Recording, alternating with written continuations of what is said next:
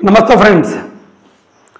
జగన్మోహన్ రెడ్డి గారు ఈ మధ్య వాళ్ళ నాయకులతో, అంటే వాళ్ళ నాయకులు అంటే నాయకులు, లాయర్లు, సీనియర్ లాయర్లు ఎవరైతే వైసీపీ పార్టీకి సానుభూతిగా ఉంటారో వాళ్ళతో ఒక లీగల్ సెల్ అనే మీటింగ్ ఏర్పాటు చేశారు. అందులో ఆయన మాట్లాడుతూ ఇలా అన్నారు. ఈ విషయం నాకు కూడా నవ్వొచ్చింది. ఏంటంటే అది ఇంతకీ జగన్మోహన్ రెడ్డి గారు వేసిన జోక్ ఏంటి, జోకా సీరియస్ పక్కన పెడతాం, నాకు నవ్వొచ్చింది. ఇంతకీ జనం కూడా క్లాప్స్ కొట్టారు. ఇంతకీ చెప్పిన తర్వాత మీకు కూడా అనిపించింది. సరే, ఇవన్నీ నేను పంచుకునే ముందు నాది ఒక చిన్న రిక్వెస్ట్. కొత్తగా ఛానల్ పెట్టాను, కొంచెం సబ్స్క్రైబ్ చేయండి, ఎంకరేజ్ చేయండి, లైక్ చేయండి నచ్చితే. ఏంటంటే జగన్మోహన్ రెడ్డి గారు చంద్రబాబు నాయుడు గారి పాలన ఇది ఒక కలియుగ పాలన, ఎవరి మీద పడితే వాళ్ళ మీద కేసులు పెట్టేసి అందరిని భయపెట్టేసి చంద్రబాబు నాయుడు గారు వాళ్ళ కొడుకుకి ఎదురు లేకుండా ఇంకే ప్రతిపక్షం కానీ ఇంకోళ్ళు కానీ లేకుండా చేయాలని అతి ప్రేమతో ఇవన్నీ దారుణాలు చేస్తున్నారు.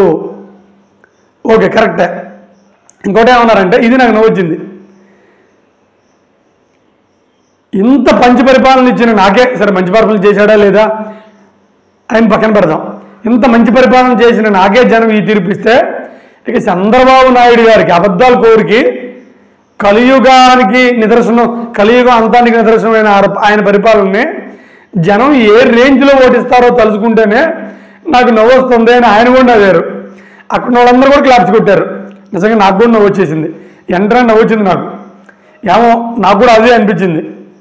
జగన్మోహన్ రెడ్డి గారి పరిపాలన పర్వాలేదు.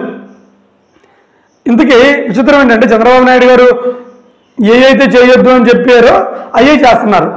జగన్మోహన్ రెడ్డి గారు చెప్పారు, మీరు ఎక్కువ అప్పులు చేస్తున్నారు, అప్పులు చేయడం వల్ల దేశం శ్రీలంక అయితే. ఇంతకీ చంద్రబాబు నాయుడు గారు ఎక్కువ అప్పులు చేస్తున్నారు ఒకటే. తర్వాత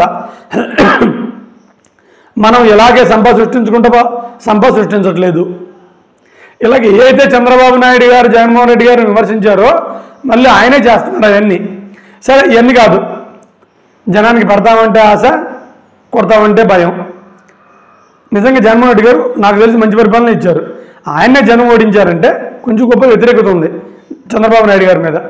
ఈయన్ని ఎలా ఓటిస్తారని తలుచుకుంటేనే నాకు కూడా నవ్వు వచ్చింది. అక్కడ వాళ్ళందరూ నవ్వారు.